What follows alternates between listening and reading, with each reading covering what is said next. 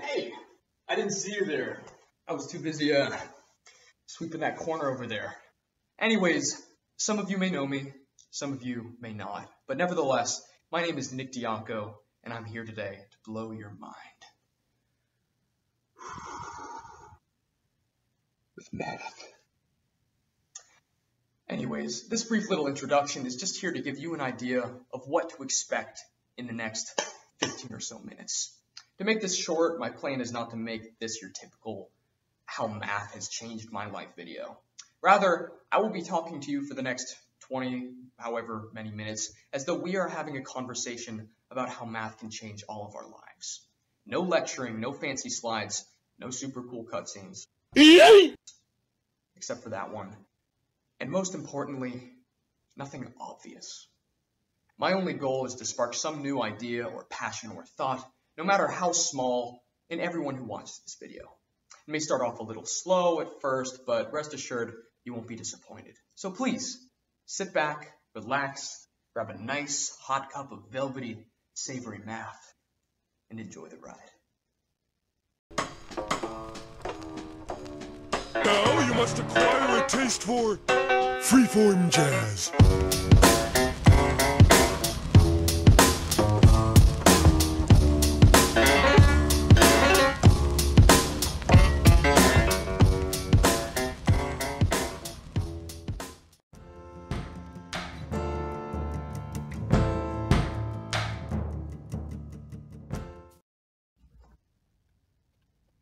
Math has taught me a lot of things. Perhaps the most important, and the reason that I'm starting off this video with this example, is that memorizing formulas and techniques is not the way to go about life. In the same way that I shouldn't be using a script for this video, blank piece of paper by the way, no one should ever do math just by memorizing formulas and plugging in numbers. I may have just lost a lot of points for doing that, but it proves a point. So many people have the idea that to be good at mathematics is solely dependent on one's ability to memorize the quadratic formula or the equation of the ellipse, but in reality, that misconception couldn't be more wrong. The word mathematics in its most fundamental form means knowledge, study, and learning, not memorize 30 different derivative formulas for my test next week.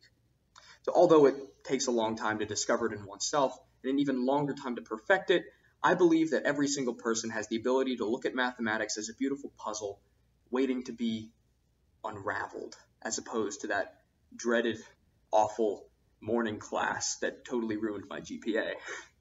The skills I've learned to solve any problem, regardless of whether or not I've been fed the exact formula for how to do it, have entirely transcended math and even academics for me, and I use them in every single problem I come across in my life.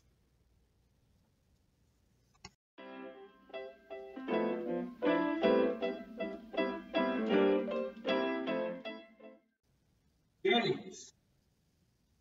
Now, games seems like a pretty general term, and it could refer to a lot of things, and in this case, it does.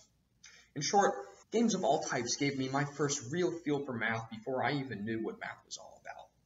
I'm talking about board games like checkers and chess, card games like poker and mahjong, even seemingly purely recreational games like Connect 4 and Tic-Tac-Toe.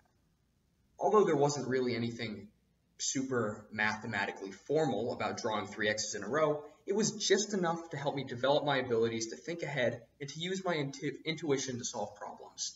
Skills that help me with math to this very day. Now, cue the video games. I've probably spent a lot more time playing video games than I ever should have, but I truly believe that it was these video games, online puzzles and first-person shooters alike, that acted as the first step for me to become a mathematical thinker and problem solver.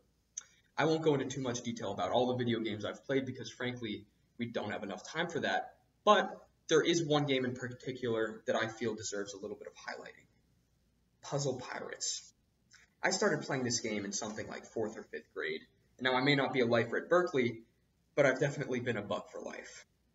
Anyways, as the name suggests, this whole game is focused on solving difficult puzzles that led to actions such as sailing, sword fighting, shipbuilding, general pirate stuff in order to get as much booty as possible. This led to my ability to think abstractly in order to achieve a more concrete goal. A little more notable in the game was the in-game economy between the players.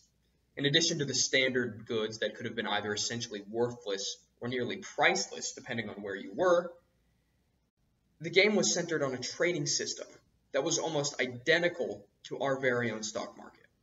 Once I realized this, I took advantage of it. I set up my own trade empire of sorts that led to me becoming the second richest pirate on a server consisting of hundreds of thousands of devoted, usually adult players. If that's not a skill that I can use later in life, I may as well walk the plank, matey. R. It's new math. It's new math. Boys, now I already know what you're thinking. Nick is going to talk about how math helped him count his strokes before breathing and swimming, or how about he counted to 3 in his head before every rowing stroke, or how his amazing, fantastic math abilities helped him keep track of who was winning an all-out ping pong match. And to that, I say nay, I will not go cliche. Although my coach has been a little skeptical of my methods at times, I've used height, body weight, lung oxygen capacity, and average heart rate in order to accurately predict my teammates' personal records on 2K tests and on real races to the second. Math. Way cooler applications of mathematics to rowing include differential equations to find the optimal stroke technique, and my personal favorite, the combination of torque and moment from physics, and alternating sums common in number theory in order to solve the wiggle problem. Now, the wiggle problem is the inherent side-to-side movement of the boat after every stroke, resulting from the traditional placement of rowers in both 4-person and 8-person boats. This is because the seemingly, keyword seemingly, symmetrical placement of rowers in said boat, one on the left and one on the right, then one on the left, and so on, is actually anything but symmetric, in terms of power at least. A mathematician from the University of Cambridge solved this problem and used computer power to find 2 brand new wiggle-free arrangements of rowers to add on to the 2 arrangements that we already knew about. And the cool part is, this isn't just some fun little mathematical side note. These arrangements are used every single year by rowers at the Olympics and at regattas all over the world, and it's not surprising to see someone win a gold medal or 2 when using these techniques.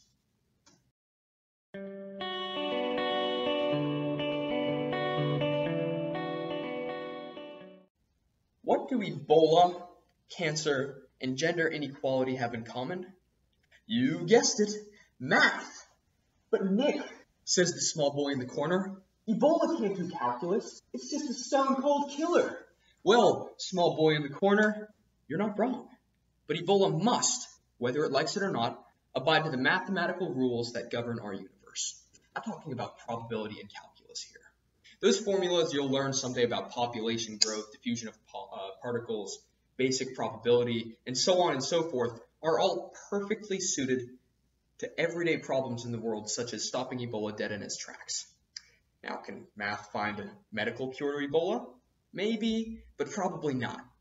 But what it can do, especially when you have statistical analysis in your tool belt, is find the absolutely optimal locations for constructing temporary hospitals, choose the best way to inform the public, and find out exactly where Ebola will strike next.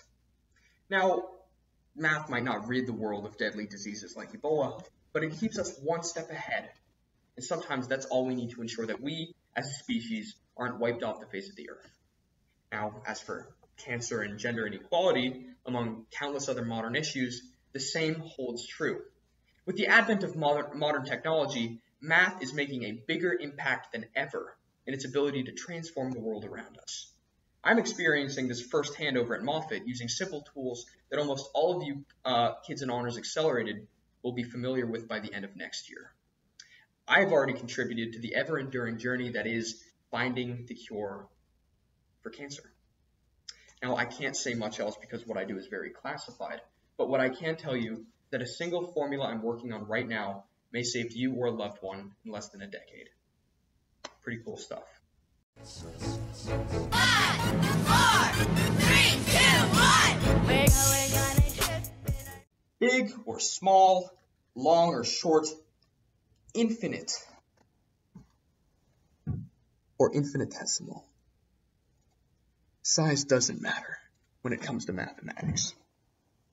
The same mathematical and physical rules that apply to one of the trillions of gas molecules that you breathe in and out every single second also apply to trees and boats and planets and Dr. Morris. What I guess I'm trying to get at is that math kind of explains everything. Sometimes, in fact, math is our only explanation for things. In particular, math helps us look at the smallest of the small and the largest of the large. Micro, macro. I'm talking about Planck length and parsecs, light particles and light years, nanoseconds and eons, my common sense, and my right bicep. Please don't take points off for that. Anyways, these are the things that are so minuscule and so gargantuan that we humans simply can't wrap our minds around them. To put a name to these concepts, the first are the vast fields of quantum and particle physics, exploring the very building blocks of the universe, things too small to hear, touch, taste, or even measure using science's most precise tools, yet simultaneously making up everyone and everything. On the other side of the spectrum, we have astrophysics, relativity, and the like. This is the science of the big, like Big Bang big. So boldly big and bad that no boy brave enough to bid it bolstering his brain to believe could barely begin to browse without boiling. That big.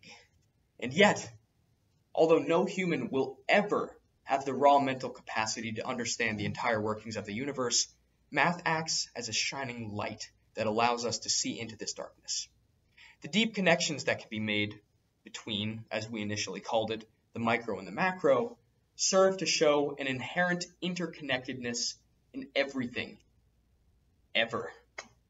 This is why mathematics, as it pertains to the puny and the great, is so absolutely fascinating to me. Just as a side note, I urge everyone who watches this video to at least take one class on quantum mechanics or something similar in college. It can get pretty esoteric and complicated pretty fast, but it offers a fantastic new way of looking at the world. And I personally don't think anyone's life is complete without at least an idea of how stuff works right at the core, like an apple. Yeah, quantum physics is that apple core that not everyone eats, but the few who do eat the apple core sprout apple trees of knowledge in their digestive tract, in the good way.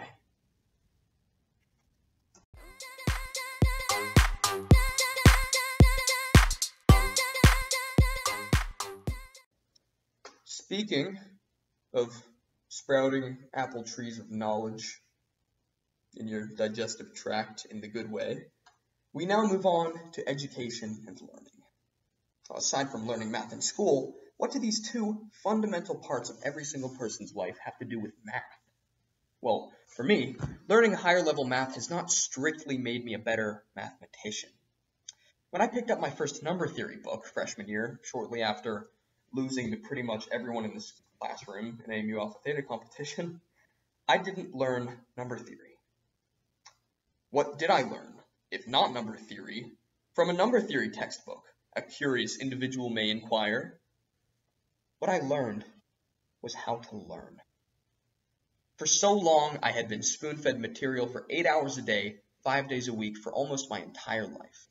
When I picked up that number theory textbook and started doing problems, for the first time, I had fun while learning. Now, what kind of sick, masochistic nerd could ever possibly derive fun from doing math? Another curious individual may ponder. Everyone, or at least nearly everyone in my opinion.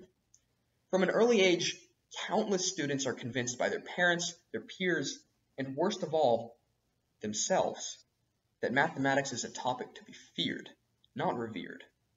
It is this fatal flaw that sets the tone for the rest of their lives, that says math is for nerds, and nerds are for math. I am not a nerd, and therefore I will spend the rest of my life watching nerds do nerd things with math from a distance, scoffing at them. Ha! But never, ever doing the tangent line tango or driving on the highway to Bell curve. Pretty vivid, right? Well, anyways, what I'm trying to get at is that people just need to think about things, not necessarily just math or math at all, in a new light without immediately assigning generalizations.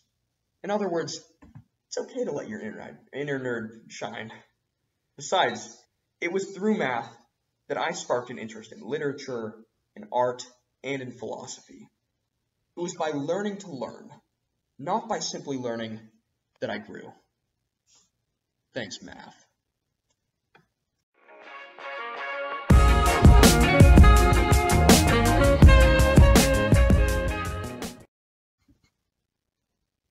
Human. Advancing technologically at a rate so fast that we actually break the predictions of mathematics, may one day explore the stars and the galaxies and beyond. But for now, we're kind of just stuck here on this big floating rock.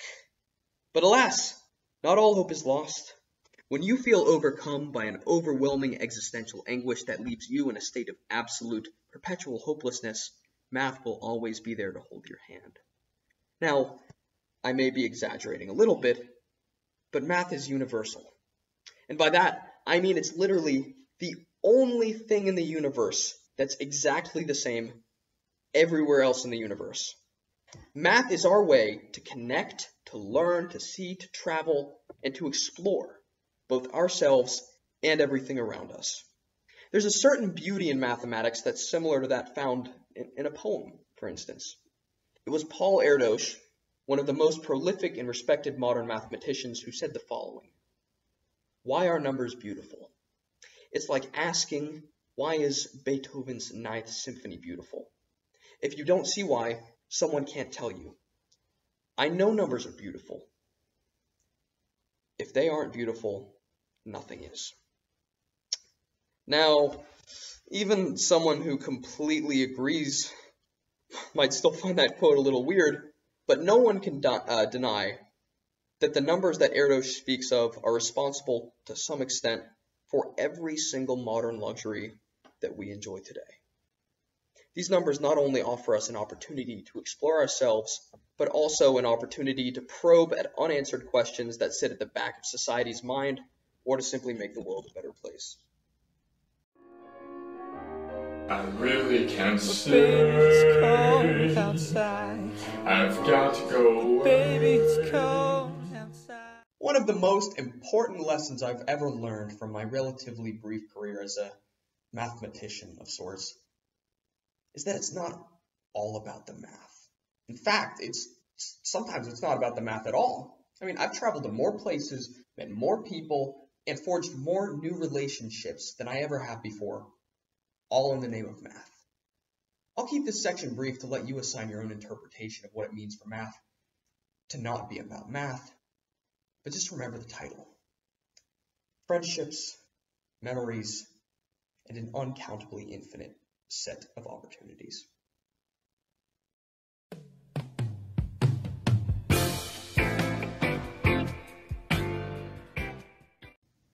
I hope you all enjoyed this very mediocre video as much as I enjoyed producing it.